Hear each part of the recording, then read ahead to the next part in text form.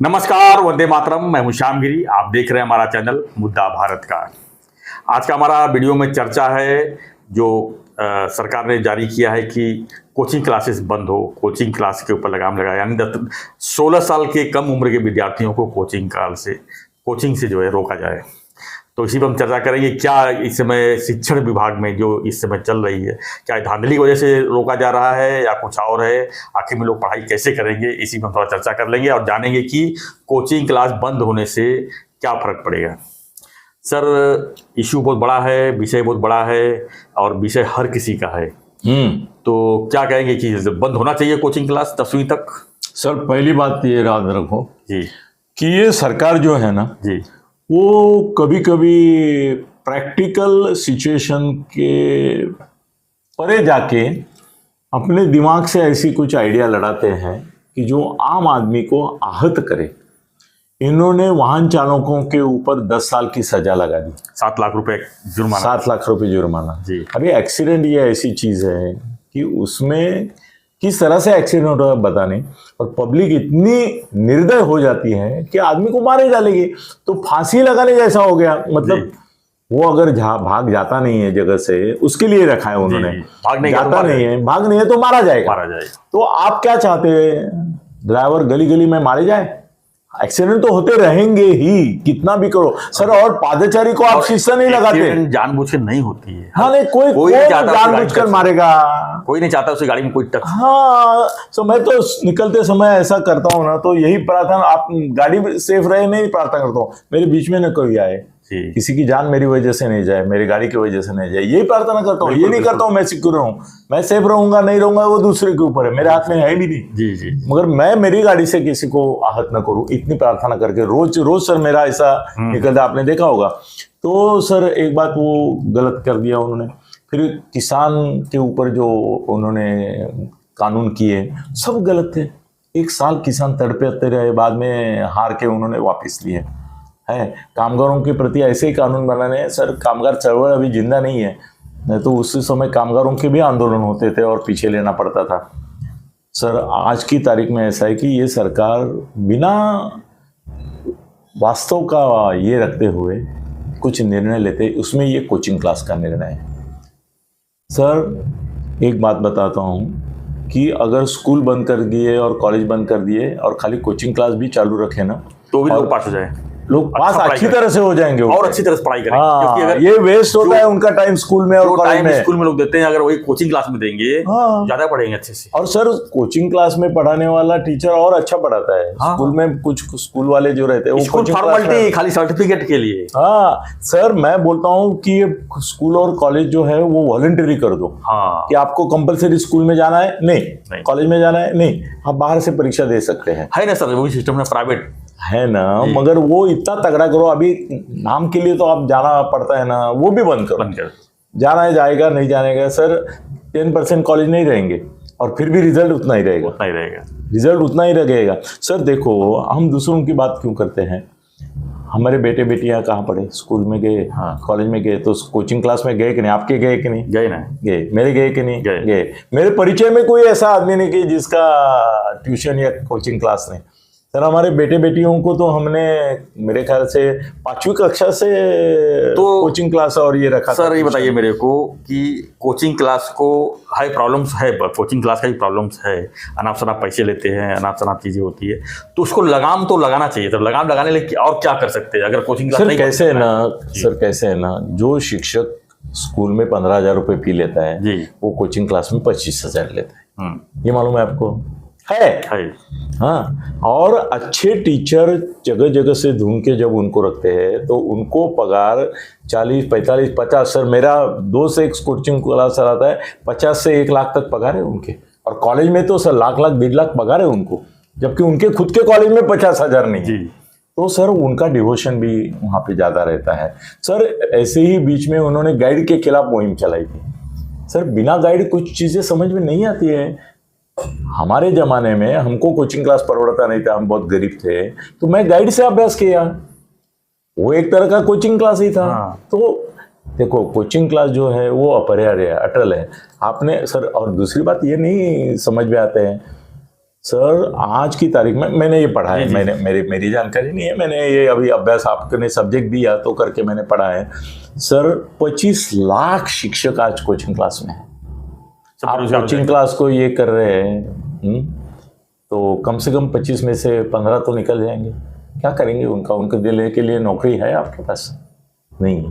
दूसरी बात यह है सर, 30 करोड़ विद्यार्थी ट्यूशन और कोचिंग क्लास से संबंधित है। 30 करोड़ मतलब टोटल इंडिया में जो 45 करोड़ विद्यार्थी दशा में अलग अलग कॉलेज से लेके इसमें, उसमें से 30 करोड़ तो ट्यूशन और इससे कोचिंग से जुड़े। सर वो मुसीबत में आ जाएंगे। लेकिन सर इनकी वजह से पढ़ाई तो महंगा होती जा रही है तारीख में। होगी ना अलग पैसा, सर, स्कूल का अलग पैसा। सर कैसे है, लोग भी हरामी रहते हैं सर, लोग हरामी रहते हैं। वो स्कूल का फी 10-20 रुपए 25 रुपए बढ़ाया ना तो रास्ते पे उतर आते हैं। और जब एडमिशन चाहिए ना उनको जूनियर केजी में तो मेरे को बोलते हैं ना कितने लोग, सर 1-2-5 लाख रुपए दे देंगे हम, कोई बात नहीं, करा दो मेरा करा दो चॉइस स्कूल में। अरे साले तू 2-5 लाख रुपए उधर खर्च करके एडमिशन लेता है और बाद में 25 रुपए फी भरी तो रास्ते पे आता है क्या? एक जगह इधर ही थाना में ऐसा हुआ कि वो लीडरशिप कर रहा था। मैंने बोला उसको बुलाया, वो टीचर वाले जो थे स्कूल वाले पहचान के थे, मैंने उसको बुलाया कि भाई तू आजा जरा। मैं बोला क्या तू रास्ते में लीडरशिप कर रहा है? बोले हाँ सर वो ऐसा है, उन्होंने हर एक क्लास का फी 25 रुपए से बढ़ाया, साल का इतना होता है वगैरह वगैरह, 300 रुपये का 3000 रुपये होता है वगैरह। मैं बोला साले तू जब आया था तो तू बोला था कि मेरा 5 लाख का बजट है, मेरे को ये स्कूल में एडमिशन चाहिए। वो देखो वो डोनेशन लेते हैं मुझे मालूम है। तो मैंने बोला कि ठीक है मैं देखता हूँ। मैंने प्रिंसिपल से बात की तो बोला हम ऐसे रूटीन में 5 लाख रुपये लेते हैं, मगर अभी आपने बोला है तो 3 लाख लेता हूँ। साले तेरा 2 लाख तो मैंने उसी दिन बचाया, अभी तो रास्ते पर 25 रुपए के लिए आ रहा है। एक ऐसा नया है। लेकिन सर तू कोचिंग क्लास में जाता ही है ना सर, आज की तारीख में मजबूरी है करके लोग जाते हैं स्कूल और कॉलेज में। सर मेरी हकीकत बताऊं, मेरा बहुत जबरदस्त, उस समय मैं 8 साप्ताहिकों का लेखक था जब कॉलेज में था। मैं 16 की उम्र से लिख रहा हूं सर, 20 तो मैं बताता हूँ, 16 की उम्र से लिख रहा हूँ सर। मेरा सुपरस्टार था मैं 20 की उम्र में जी। तो मैं कॉलेज जाता नहीं था कभी। मैं जनवरी 17 को मेरा बर्थडे होता था, 18 जनवरी को पूछता था कि कौन सी किताबें हैं इस साल, और मेरा कोई एब्सेंस लगाने की हिम्मत नहीं थी, वो बच्चे लगा देते थे और प्रिंसिपल प्रोफेसर सब दबाव में थे मेरे। वो उन्होंने कभी नहीं पूछा कि तुम कॉलेज में तो आते ही नहीं हो। मैं घूमता था बड़े नेताओं के साथ, अभ्यास नहीं करता था, कुछ नहीं करता था। 18 जनवरी को अभ्यास शुरू किया सर। उस समय मैं 1 मेमोरी में था, मतलब एक बार पढ़ लिया ना तो मेरे को याद होता, अविस्मरणीय मेरी मेमोरी थी। तो मैं एक बार पढ़ता तो पूरी किताब मेरे को याद हो जाती थी। तो मैं 17-18 जनवरी से लेके अप्रैल तक स्टडी करता था और फिर भी अव्वल आता था। बीए में अव्वल, एमए में अव्वल, सब जगह अव्वल आता था। 3 महीने में स्टडी करता था और मेरे को कॉलेज में जाने की जरूरत ही नहीं थी, उस समय भी नहीं जाता था मैं अपने सर। इसलिए मेरा तो विश्वास ही है कि अपनी मेमोरी, अपना ये, और किसी का टीचिंग गुरु तो लगता ही है सब जगह।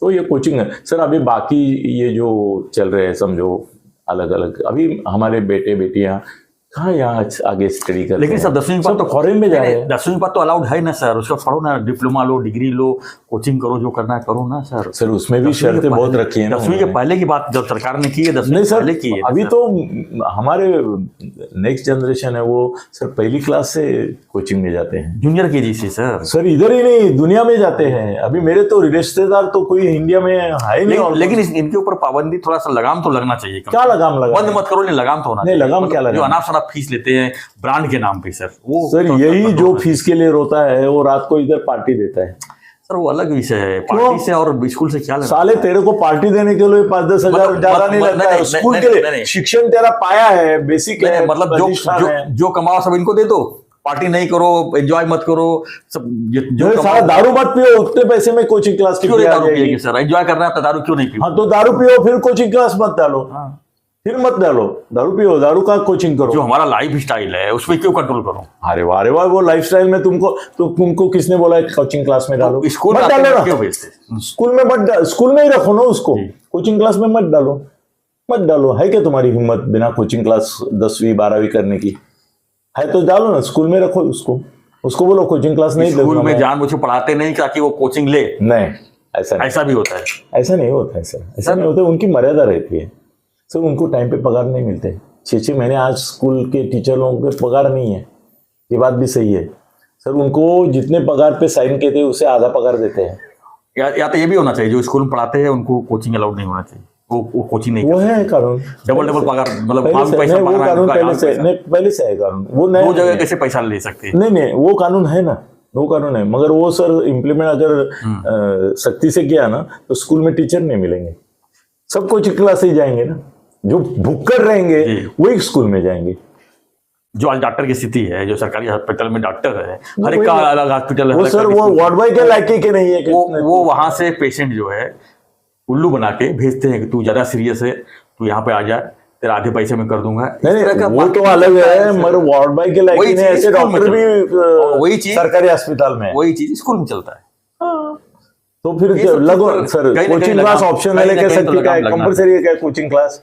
नहीं, कंपलसरी तो नहीं है। तो फिर आप दारू की बात करते हैं, रखो ना तुम्हारे बेटे को इधर। अगर टीचर ने कहा कोचिंग लगाओ, अगर नहीं लगाए तो टीचर उसको लावारिस छोड़ देगा, बाद में वो ऐसा हालत हो जाएगी कि बाद में उसकी करियर ही खराब। लावारिस कैसा होगा? मतलब पढ़ाई में ऊपर सर एक आदमी को पढ़ाती है क्या, 100 बच्चों को पढ़ाती है, तो वहां ब्लैक बोर्ड के सामने रह के जो बोलेगी वो सबके लिए है ना।